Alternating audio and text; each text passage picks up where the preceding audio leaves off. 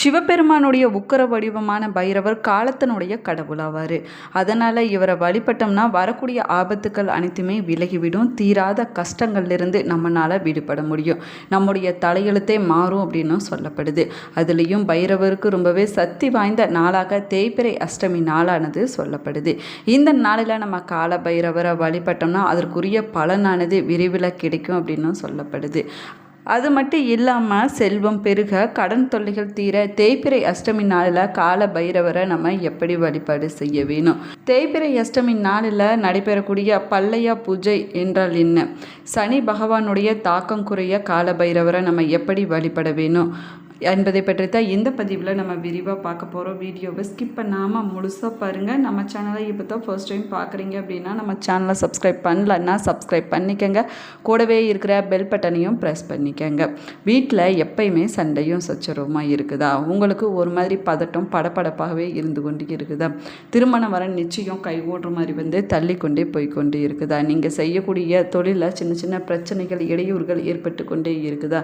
நீங்கள் ஒரு விஷயத்தை செய்யலாம் அப்படின்னு நினச்சிங்கன்னா அதில் காரியத்தடை ஏற்பட்டு கொண்டே இருக்குதா?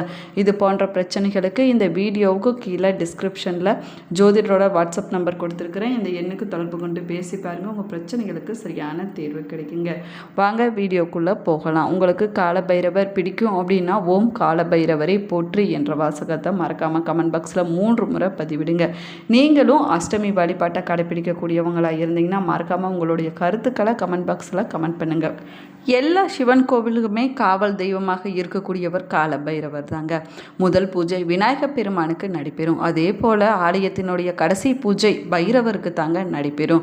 பயம், பாவம், தீய சக்திகள், எதிரிகளால் ஏற்படக்கூடிய பிரச்சனைகள், விபத்துக்கள் போன்றவற்றிலிருந்து நம்மை பாதுகாக்கக்கூடியவரும் சக்தி வாய்ந்த சொரூபமாக சொல்லக்கூடியவரும் இந்த கால பைரவர் தான். இவரது காலத்தை கட்டுக்குள்ளே வைக்கக்கூடிய கடவுளாகவும் சொல்லப்படுறாரு. பைரவர் என்ற சொல்லுக்கு பயத்தை போக்குவ என்று அர்த்தமாகுமாங்க. பழமையான சிவாலயங்களில் பார்த்தீங்கன்னா பைரவருக்கு என்று தனி முக்கியத்துவமானது கொடுக்கப்படுது. அதுலேயும் குறிப்பாக பார்த்தீங்கன்னா சீர்காழி சட்டநாதர் ஆலயத்தில் அஷ்டமி பைரவருக்கு ஒரே இடத்துல தனி சன்னதிகளானது அமைஞ்சிருக்குது. சில தலங்களில் பார்த்தீங்கன்னா இவர் கால பைரவர் என்ற பெயரால் அழைக்கப்படுறாரு. சில இடங்களில் சொர்ண கர்ஷண பைரவராக பக்தர்களுக்கு அருள்பாலிச்சிட்டு வர்றாரு. கால பைரவர் தான் காலத்தையே கட்டுக்குள்ளே வைக்கக்கூடிய சக்தி கொண்டவர் அப்படின்னு சைவ ஆகமங்களில் சொல்லப்பட்டிருக்குது. மேலுமே சொர்ண கர்ஷண பைரவர் செல்வத்தை ஈர்க்கக்கூடிய அருளாளன் அப்படின்னு சொல்லப்படுறாரு. அதனால தான் தொழில் வளர்ச்சி, கடன் பிரச்சனை, செல்வ வளம், குடும்பத்தில் அமைதி கிடைக்க, எதிரிகள் தொல்லை நீங்க ஆயிரக்கணக்கான பக்தர்கள் பைரவரை வழிபாடு செஞ்சுட்டு வராங்க. ஒவ்வொரு மாதமும் வரக்கூடிய தேய்பிறை அஷ்டமி திதி பைரவரை வழிபடுவதற்குரிய மிக முக்கியமான நாளாகுங்க. அன்றைய நாளில் மாலை நேரத்தில் பைரவரை நம்ம தரிசனம் செய்வது சிறப்பானதாகும். இப்படி செய்வதனால நம்முடைய மனதில் இருக்கக்கூடிய பயங்கள் அனைத்துமே விலகிவிடும் அப்படின்னு சொல்லப்படுது. அதே போல் திருச்சி பெரிய கடை வீதியில் அமைஞ்சிருக்கக்கூடிய ஸ்ரீ பைரவநாதர் கோவில் இதற்கு ரொம்பவே பிரசித்தி பெற்றதாகுங்க. இங்கு அஷ்டமி அதாவது தேய்பிறை அஷ்டமி நாளில் ஹோமங்களானது செய்யப்படுது. அபிஷேகங்கள், சிறப்பு பூஜைகளானது வெகு விமர்சையாக இந்த ஆலயத்தில் நடைபெறுவது தனிச்சிறப்புக்குரிய விஷயமாகவும் சொல்லப்படுது. ஒவ்வொரு ராசிக்காரர்களுக்கும் தனித்தனி அபிஷேக பொருட்களானது இந்த ஆலயத்தில் பயன்படுத்தப்படுது என்பது இந்த தலத்திற்கு உரிய தனிச்சிறப்பாகவும் சொல்லப்படுது. அந்தந்த ராசிக்குரிய பொருட்களால் பைரவரை வழிபட்டோம்னா கிரக தோஷங்களானது விலகிவிடுங்க. தடைப்பட்ட காரியங்கள் அனைத்துமே சிறப்பாக நடைபெறும். கடன் சுமைகள் அனைத்துமே குறையும். நம்முடைய மனதிற்கு அமைதியானது கிடைக்கும். குடும்பத்தில் இருந்துட்டு வந்த சண்டை சச்சரவுகள் அனைத்துமே விலகிவிடும் அப்படின்னு பக்தர்களுடைய நம்பிக்கையாக சொல்லப்பட்டு வருது.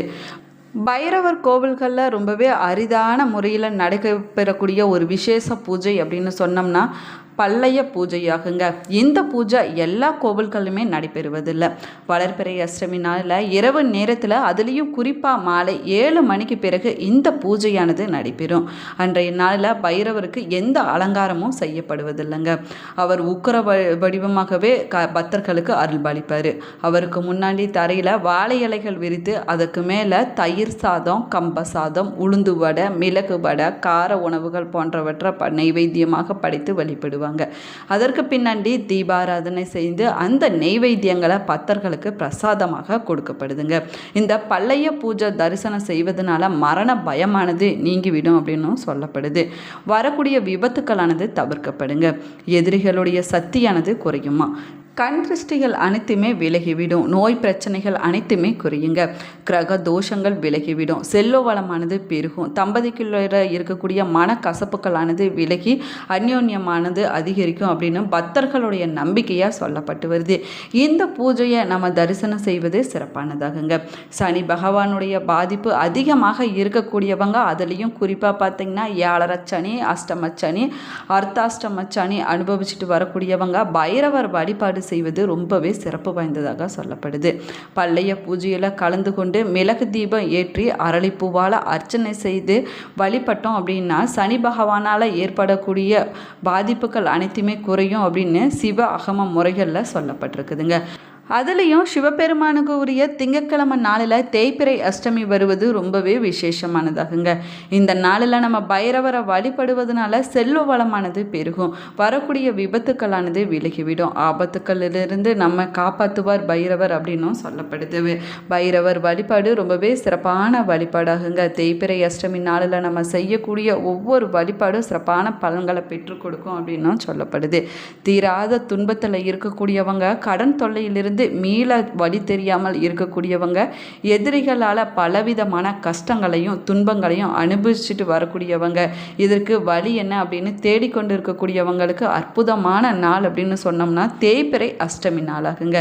இந்த நாளில் நம்ம பைரவரை வழிபட்டோம்னா நம்முடைய தலையெழுத்தானது மாறிவிடும் அப்படின்னு நம்பிக்கையாக சொல்லப்படுது. ரொம்பவே சக்தி வாய்ந்த நாளாக ஆன்மீகத்தில் சொல்லப்பட்டிருக்குது. அதுலேயும் தேய்பிறையில் வரக்கூடிய அஷ்டமி அளவிட முடியாத நன்மைகளை தரக்கூடிய நாள் அப்படின்னும் சொல்லப்படுது. தவிர்க்க வேணும் அப்படின்னு நிறைய பேர் சொல்லக்கூடிய நாட்களில் இந்த அஷ்டமி நாளும் ஒன்றாகுங்க. ஆனால் தீராத துன்பம் பிரச்சனைகளில் சிக்கி கொண்டிருக்கக்கூடியவங்க இந்த நாளில் பைரவருக்கு விரதம் இருந்து வழிபட்டாங்கன்னா உடனடியாக அவர்களுடைய வேண்டுதல்களுக்கு பலனானது கிடைக்குங்க. அதே போல் தேய்பிறை அஷ்டமி நாளில் நம்ம பைரவரை வழிபடுவதும் சிவபெருமானை வழிபடுவதும் சிறப்பானதாகும். இது சிவபெருமானுடைய 64 வடிவங்களில் உக்கர வடிவமாக சொல்லக்கூடியது காலபைரவர் வழிபாடாகுங்க. காலபைரவருக்குரிய நாளாகவும் இந்த தேய்பிறை அஷ்டமி நாளானது சொல்லப்படுது. தேய்பிறை அஷ்டமி நாளில் பக்கத்தில் இருக்கக்கூடிய சிவன் கோவிலுக்கு சென்று பிரகாரத்தில் இருக்கக்கூடிய பைரவரை நம்ம தரிசனம் செஞ்சோம்னா கடன் பிரச்சனைகள் அனைத்துமே தீர்ந்து விடுங்க. கவலைகள் அனைத்துமே விலகி விடுங்க. தோஷங்களானது நிவர்த்தியாகி விடுங்க. எதிரிகள் பலமிழந்து போவாங்க. கலியுகத்தின் பைரவரே கண்கண்ட தெய்வமாக சொல்லப்படுறாரு. இப்போது இந்த கலியுகத்தில் மனித வாழ்க்கையில் மகிழ செய்யக்கூடிய மனக்குழப்பம் எல்லாத்தையுமே போக்கக்கூடியவராக கால பைரவர் தான் சொல்லப்படுறாரு. கால பைரவரை வழிபட்டோம்னா நம்முடைய கவலைகள் எல்லாமே தீர்த்து வைப்பார் அப்படின்னும் சொல்லப்படுது. கடன் பிரச்சனைகள் அனைத்துமே தீர்வதற்கு வழியானதே கிடைக்குங்க. எதிர்ப்புகள் அனைத்துமே தவிடு பொடி ஆகிவிடும் அப்படின்னும் சொல்லப்படுது. அதே போல் சிவாலயத்தில் இருக்கக்கூடிய பிரகாரத்தை சுற்றி வரும்போது பைரவருக்கு தனி சன்னதி அமைஞ்சிருக்கும். தேய்பிறை வரக்கூடிய அஷ்டமி நாளில் பைரவரை நம்ம வழிபடுவது சிறப்பானதாகும். இந்த நாளில் காலையிலையோ இல்லைன்னா மாலை நேரத்திலேயோ பைரவருக்கு அபிஷேகங்கள், அலங்காரங்கள், ஆராதனைகளானது வெகு விமர்சையாக அனைத்து சிவாலயங்கள்லையுமே நடைபெறும் அப்படின்னும் சொல்லப்படுது. தேய்பிறை அஷ்டமியில் பைரவருக்கு உரிய நாள் அப்படிங்கிறதுனால அவரை மனதார நம்ம வழிபட்டோம்னா தேவையில்லாத பயமானது விலகிவிடுங்க. இந்த நாளில் பைரவருக்கு செவ்வரளி பூக்கள் சாத்தி நம்ம வழிபடுவது சிறப்பானதாகும். இப்படி வழிபடுவதனால அதீத பலன்களானது நமக்கு கிடைக்கும் அப்படின்னு ஐதீகமாக சொல்லப்படுது. கால பைரவர் தான் காலத்திற்கு உரிய தெய்வமாவார். இவரை பக்தியோடு நம்ம வழிபட்டோம்னா வழிபடுபவங்களுடைய தலையெழுத்து எவ்வளவு கொடுமையான கர்ம வினைகளால் எவ்வளவு மோசமாக இருந்தாலும் சரிங்க, அந்த தலையெழுத்தானது மாறி அவர்களுக்கு நன்மையானது நடக்க தொடங்கும் அப்படின்னும் சொல்லப்படுது. பைரவருக்கு மிளகு கலந்த சாதத்தை நெய்வேத்தியமாக படைத்து வழிபட்டோம் அப்படின்னா எதிரிகளால் ஏற்படக்கூடிய பிரச்சனைகள் அனைத்துமே தவிடு பொடியாகி விடுங்க. அதே போல் இந்த நாளில் பைரவருக்கு வடமாலை சாத்தி நம்ம வேண்டிக் கொள்வது சிறப்பானதாகும்.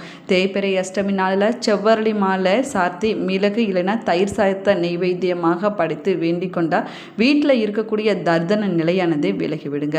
கடன் தொல்லையிலிருந்து மீட்டு கொடுப்பார் கால பைரவர் அப்படின்னும் சொல்லப்படுது.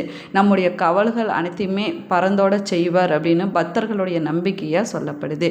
மேலுமே வெண்பொங்கல் நெய்வேத்தியமும் சிறப்பானதாகுங்க. முடிஞ்சிச்சுன்னா தயிர் சாத பொட்டலம் 4 பேருக்காவது அன்றைய நாளில் தானமாக கொடுப்பது சிறப்பானதாகும். இப்படி செய்வதனால கடன் பிரச்சனைகள் தடைகள் அனைத்துமே தீர்ந்து விடுங்க. கவலைகளானது பறந்தோடி விடும் அப்படின்னு சொல்லப்படுது. அது மட்டும் இல்லாமல் நமக்கு ஏற்பட்டிருக்கக்கூடிய தோஷமானது விலகிவிடுங்க. எதிர்ப்புகள் அனைத்துமே விலகிவிடும். எதிரிகள் பலமிழந்து போவாங்க. முக்கியமாக சனிக்கிழமை நாளில் பைரவரை வணங்கி வழிபடுவது இன்னும் கூடுதலான பலனை பெற்றுக் கொடுக்கும் அப்படின்னும் சொல்லப்படுது. இந்த பதிவு உங்களுக்கு பயனுள்ள தகவல்களை கொடுத்துருக்குன்னு நினைக்கிறேன். இந்த பதிவு உங்களுக்கு பிடிச்சிருந்தால் லைக் பண்ணுங்கள், ஷேர் பண்ணுங்கள், கமெண்ட் பண்ணுங்கள். இன்னும் நம்ம சேனலை சப்ஸ்கிரைப் பண்ணலன்னா சப்ஸ்கிரைப் பண்ணிக்கோங்க. கூடவே இருக்கிற பெல் பட்டனையும் ப்ரெஸ் பண்ணிக்கோங்க. நீங்களும் தேய்பிறை அஷ்டமி நாளில் வழிபாடு செய்யக்கூடியவங்களாக இருந்தீங்கன்னா மறக்காமல் உங்களுடைய கருத்துக்களை கமெண்ட் பாக்ஸில் கமெண்ட் பண்ணுங்கள். Thank you friends.